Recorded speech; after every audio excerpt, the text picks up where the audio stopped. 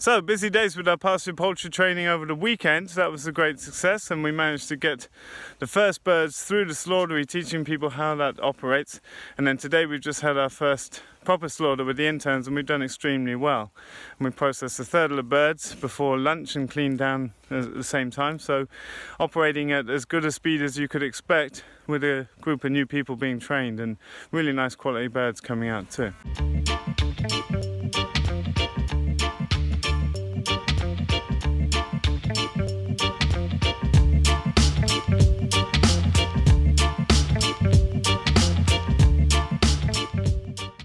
Okay, so first slaughter with interns is going pretty smooth. Birds are coming through about a third of the pace that we normally work to, which is pretty good for a starting team.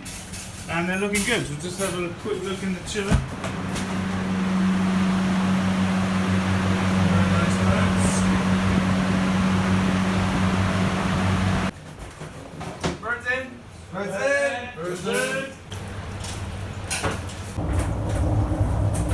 Okay, Gracie's coming in to learn. You've done a chicken before, but it's a long time ago. So you put your hairnet on, and then we scrub hands. So, come in. Here's your knife. It's very sharp. First we have to do this bit and take the tail gland off. I'm going to do it with you, next to you. So you have to copy Papa's hand movements very carefully. See how it's a very sharp knife, and I'm chopping off this tail gland. Yeah. Down to the spine. A bit harder. Yeah, there. Then you've got to cut sideways a bit. Perfect. Now, very sharp knife. So you pinch this bit up. You see the yellow bits in there. You've got to go under them, but don't chop your fingers.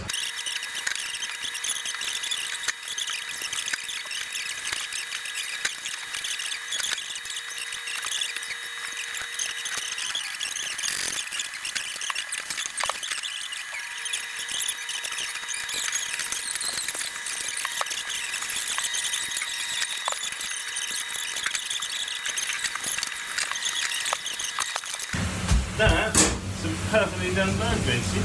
Just give it a rinse. You can rinse your hands. Pretty nice chicken. Okay, so very well done, team. We've cleaned up, and we'll be cleaned up before lunch. We've got a Skype call with Jake Eldridge. He's at Oxton's Organics. Some will remember from a video that I showed not long ago, last summer. So we're going to Skype with him, see how his season is going for the benefit of the interns. But I've just phoned down in here. There's clean on going on outside. Birds look great. And we've got open day soon, so we kept organ meat. But we have 75 people coming, booked on for lunch for the open days. Usually a couple of hundred people come for the open day, which is on Saturday. And so we're going to smoke a load of birds to do lunches with. But great job from the team. They were running at about 25 times slower on the pastured poultry course, but obviously there's a lot of education and talking going on.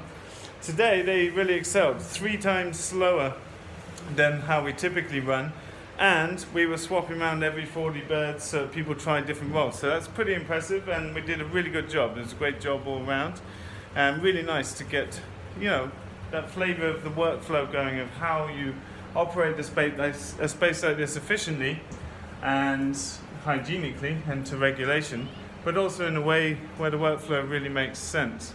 Great to see Gracie learning too. She's naturally not so squeamish and really enjoys handling fish and handling the birds and does a really good job. It's great to see. Since you came and made the video here, I get a lot of people getting in touch, wanting to learn about the no-dig approach, thinking that, putting a mulch down is going to fix their farm, and it's not that simple, But this really what the changes here, the really important changes we've made have really been about the management. Mm-hmm. We've been, the process we've been through on your course, writing a holistic context, has kind of allowed us to make more kind of radical decisions easier. Yeah. So when it comes to choosing what to grow, which is really the most important for us. The main reason we've been able to scale our economy whilst downscaling the size of our gardens has been that we've just stop growing a load of the stuff that's not been making us any money. So I've just been back in sweeping down the excess water after rinsing everything down, and I'm filling up the scalder now. So this is a clean scalder that we only use for hot water for washdowns, as well as for packing. Now you can see videos last year where I explained the entire slaughter procedure in detail, and then another video, I think the day later, looking at the entire package procedure. So we're full of birds in here, and we're going to pack down tomorrow along with one of the biggest veg harvests for the week. And we've got a huge amount of veg going out with a new Rico ring starting in Arvika. Now Carla put in a lot of hours last year selling at the market on Arvika, and we did that to build up the momentum to start a Rico ring, but we've just been too busy that Johanna basically was asked to basically set that up this year, and we said we just don't have time, but we would love it to happen if someone else can set it up. And it seems to have naturally fallen on the time we would go there anyway, so that's perfect. So we'll be going to Karlstad on Wednesdays, Sunne and Torsby, and Arvika on Thursdays at the Ricos there, where we have customers from restaurants and private customers anyway. So a bunch more sales. It's mid-July now, and sales really peak up and keep growing till the end of July, and then they sort of hit that peak level for the next few months. So that's exciting. So here in the high tunnel, cucumbers are low, but we've been taking out a lot of very nice cucumbers, growing remains up on the side now. So the plants are low, but the yield's been high, and we wanted that. We didn't want big plants with late yields. We wanted them now when we were short on other crops. Got all the cherries coming in now. See, we're fairly high pruned if we look through here. And we've got lettuce replacements. This is Motterstone that we had some old seed of. One of my favourite lettuces. See all the fungi that come up here, the no-dig setup. But this is a green and speckled leaf. Sometimes goes under flashy trout. It's one of our favourites. Small green crisp all the way along here. And potentially there's, at any point, there's 2,500 euros of lettuce sitting underneath these tomatoes. So it's very lucrative this year for us growing the way we do. And then here we got Italy, and just if you remember from last year, Italy is a rambunctious tomato. Look at these trusses off these little plants. Italy it's a little yellow sweet tomato, up to 80 flowers per truss and up to 8 trusses. Just look down this row. It's my favourite tomato. It's a crazy tomato. These are tiny plants, but they've started to have fruit already in the lower branches. You see some first fruit setting here, down here. Some of our bigger tomatoes, this is more tomatoes setting in here. But yeah, this is going to be fun later in the year. Italy is just a top performer, and if you're not, there's IDLI, Italy. Just the last few plants on this row. Things are looking good in here. It's once a week, just pruning and making sure the strings are tight, but that's all we do. I mean, just look at the fruit clusters on these things. Unbelievable. Definitely a high performance tomato that I'll be growing every year, I think. Delicious fruits last year. Just the amount of blossom, the plants look yellow, it's crazy.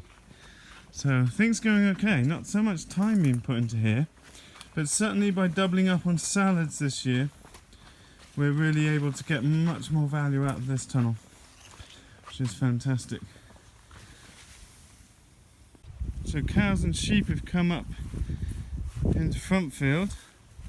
Clover May is not looking impressed. She was kind of happy where she was. We got turkeys down the bottom of the field, and we brought them in here. This is a field that got plugged in winter when I was away in Germany and the ground thawed up. They were bale grazing in here, so we've kept eggmobiles out this year. And we're running through after the turkeys essentially, which are there, and then we'll be going up to the forest paddocks that we've been fitting the fencings on, running through there a bit before coming behind the broilers into Topfield. Sheep are pretty similar. They've calmed down a bit, but they're still quite timid, but very happy with the cows, and that's working well. We might even run the turkeys in with them for a little while in this field, just to see how that works, just for an experiment. We don't normally have turkeys on our farm, so we couldn't normally try that. but it might be something we do in the next days. These are the water lines and field hoses, 100 metres of gas hose that runs to all the different animals, and these quick releases. This is just municipal clips, you see, just squeeze that anywhere we go.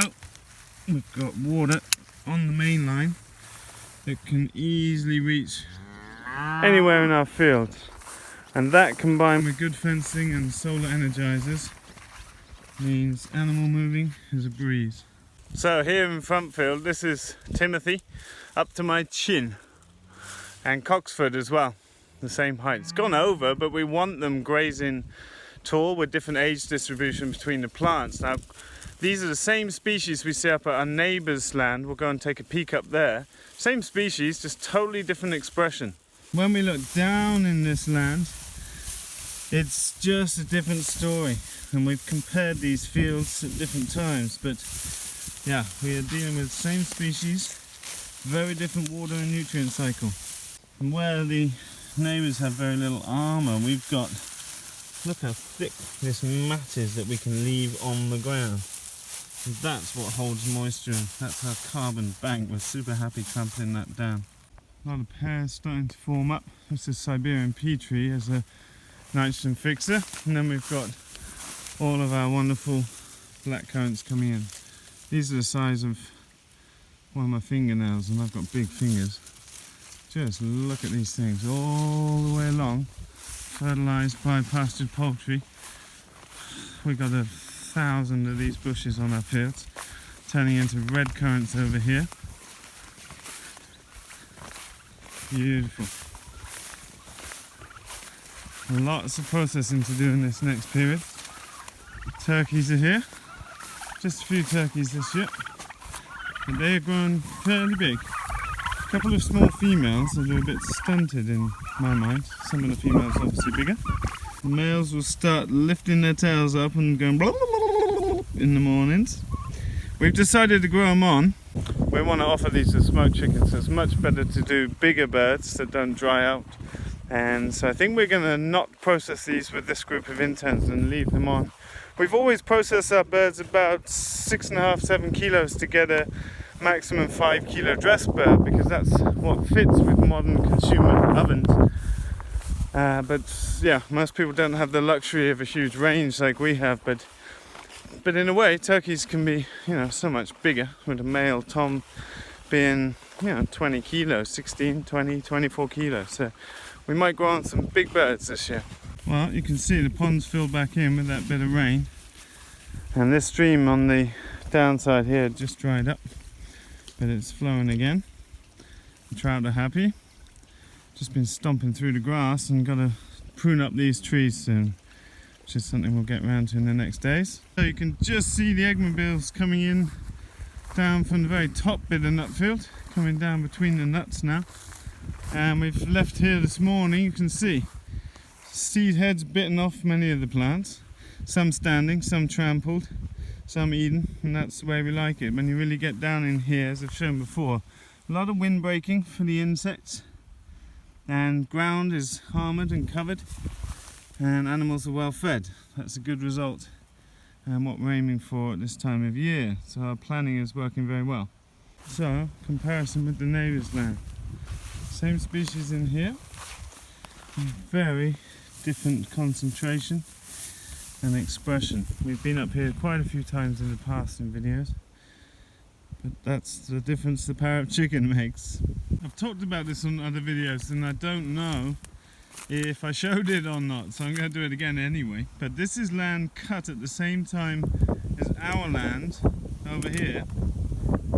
Very different tree assemblies, very different ground covers. This is what's left after the logging, and this was left at the same time as ours.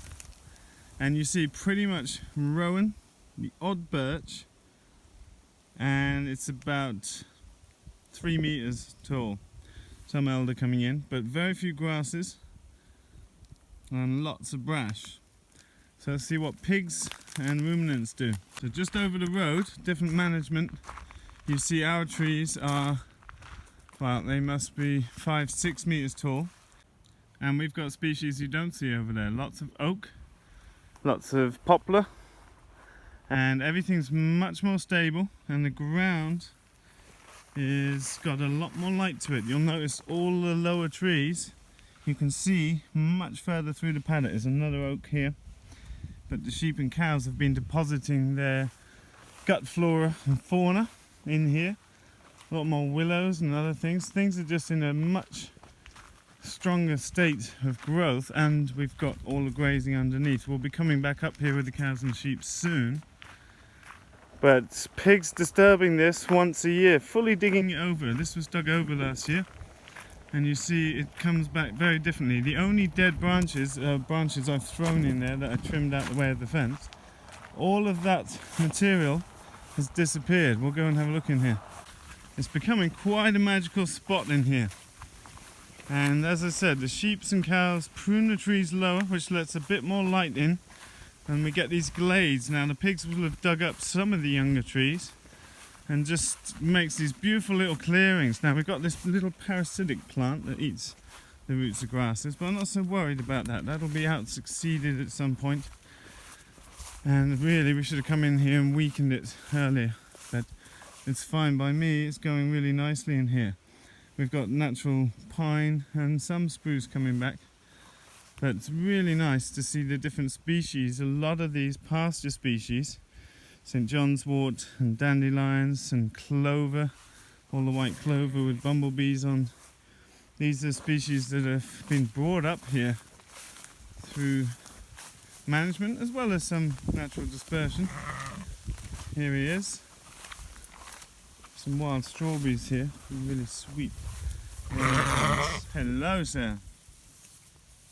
So that's birds, and the birds were coming through looking beautiful, very healthy, and we're going to have 2 slaughters next week because we've got a farm open day and we've got pretty busy time catering for that. So nice to see the lush regrowth where we've been through with layers now. Cows won't be back here for quite some while now, and roller pen has been doing great. Birds are a lot more active in a pen like this. We've been exploring all kinds of models and implications for different ways of raising poultry over the weekend, which is always inspiring and fun.